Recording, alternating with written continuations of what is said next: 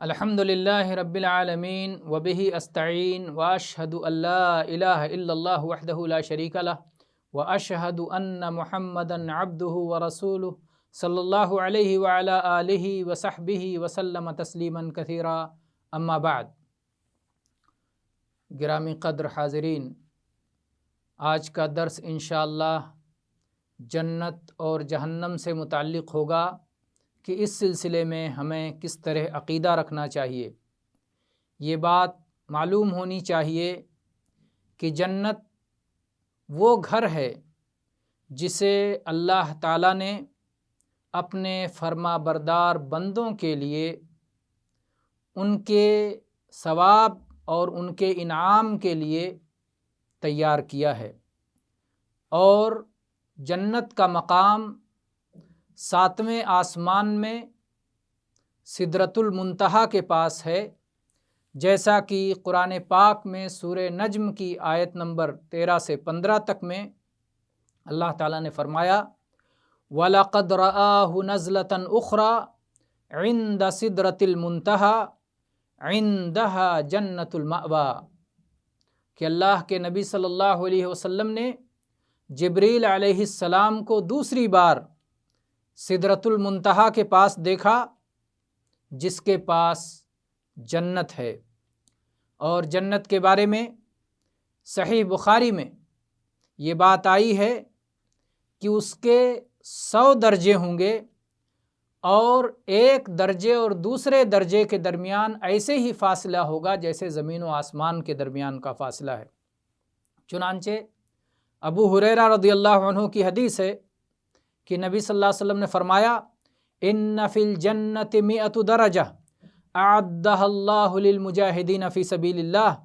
ما بین الدرجتین کما بین السماء والارض۔ یہ صحیح بخاری 2790 نمبر پر یہ حدیث ہے کہ جنت میں 100 درجے ہیں جسے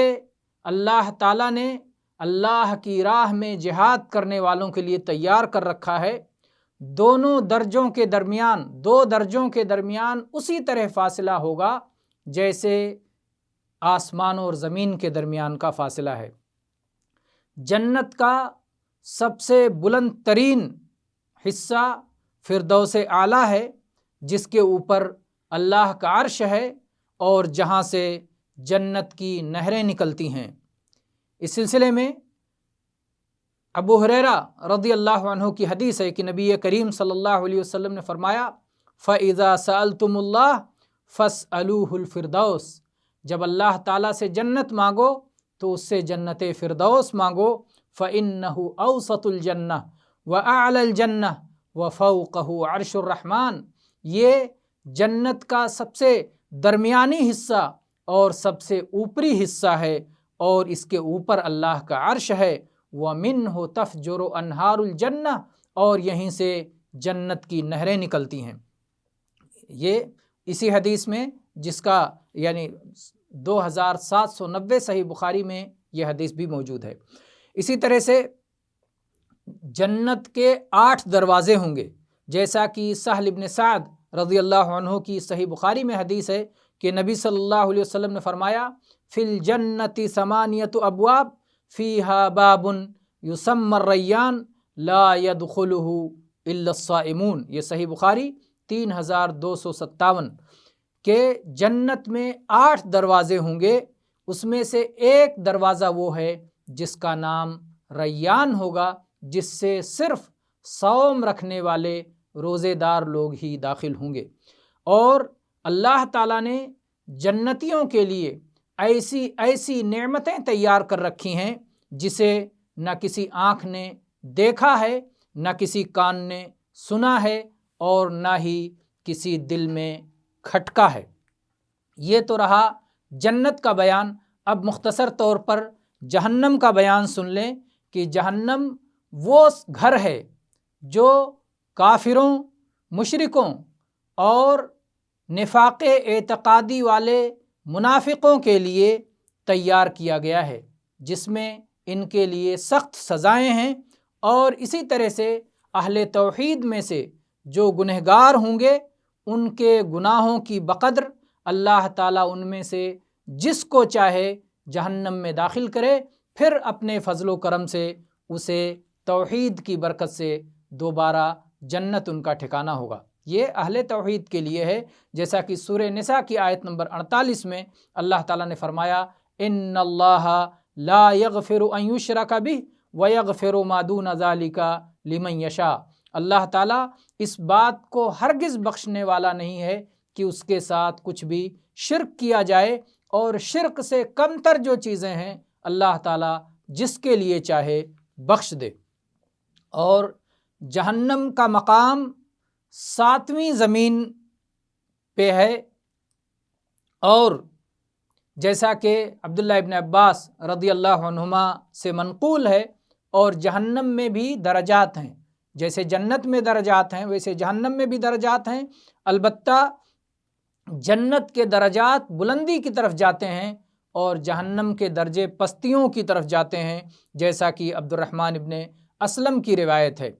کہ جنت کے درجات بلندیوں کی طرف جاتے ہیں اور جہنم کے درجات پستیوں کی طرف جاتے ہیں، اور سب سے آخری درجہ، سب سے پست ترین درجہ یہ وہ ہے جس میں منافقین کو رکھا جائے گا۔ سورہ نساء کی آیت نمبر 145 میں اللہ تعالیٰ نے ارشاد فرمایا ان المنافقین فی الدرک الاسفل من النار، منافقین جہنم کے سب سے نچلے طبقے میں ہوں گے۔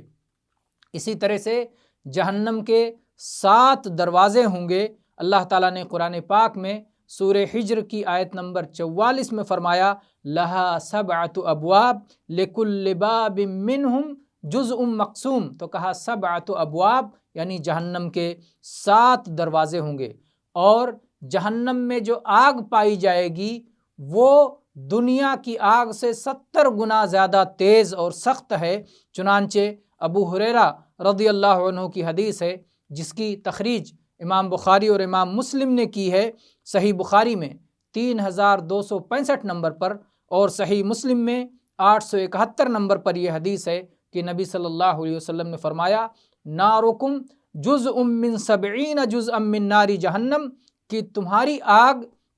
جہنم کے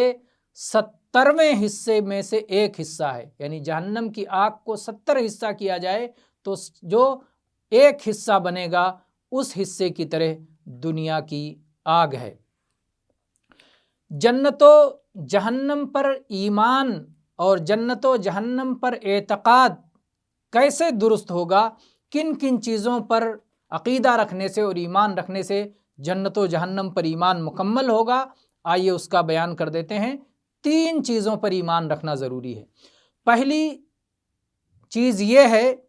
کہ اس بات کا پختہ عقیدہ رکھا جائے، اس بات پر پکا ایمان رکھا جائے کہ جنت اور جہنم برحق ہیں، جنت متقیوں کا گھر ہے اور جہنم کافروں اور منافقوں کا گھر ہے۔ اللہ تعالیٰ نے سورہ نساء کی آیت نمبر 56 اور 57 میں ارشاد فرمایا ان الذین کفروا بآیاتنا سوف نصلیہم نارا کلما نضجت جلودہم بدلناہم جلودا غیرہا لیذوقوا العذاب ان اللہ کان عزیزا حکیما والذین آمنوا وعملوا الصالحات سندخلہم جنات تجری من تحتها الانہار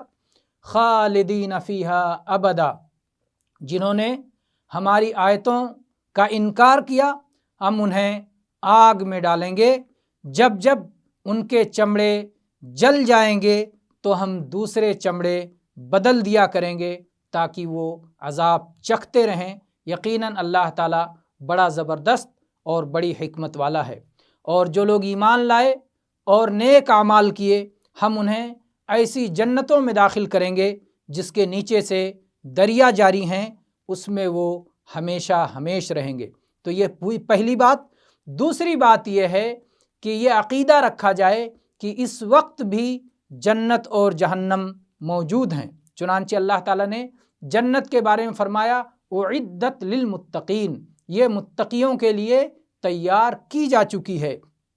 سورہ آل عمران آیت نمبر 133۔ اور جہنم کے بارے میں فرمایا اعدت للکافرین، یہ کافروں کے لیے تیار کی جا چکی ہے، سورہ بقرہ آیت نمبر 24۔ اور صحیحین میں عمران ابن حسین رضی اللہ عنہ کی روایت ہے کہ نبی صلی اللہ علیہ وسلم نے فرمایا اطلعت فی الجنہ فرأیت اکثر اہلها الفقراء واطلعت فی النار فرأیت اکثر اہلها النساء۔ صحیح بخاری 3241 اور صحیح مسلم 2738۔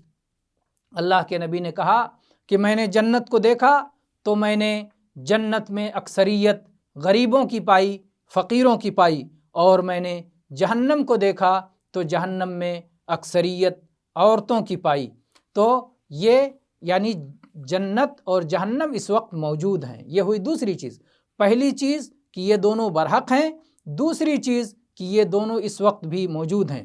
تیسری چیز اس بات کا عقیدہ رکھنا کہ یہ ہمیشہ ہمیش باقی رہیں گے، یہ فنا نہیں ہوں گے، یہ ختم نہیں ہوں گے۔ اسی طرح سے جو لوگ جنت اور جہنم میں جائیں گے وہ بھی اس میں ہمیشہ ہمیش رہیں گے، کبھی ختم نہیں ہوں گے۔ اللہ تعالیٰ نے جنت کے بارے میں فرمایا خالدین فیہا ذالک الفوز العظیم، سورہ نساء آیت نمبر 13، کہ جنتی اس میں ہمیشہ ہمیش رہیں گے اور یہ بہت بڑی کامیابی ہے۔ اور جہنم کے بارے میں سورہ جن کی آیت نمبر 23 میں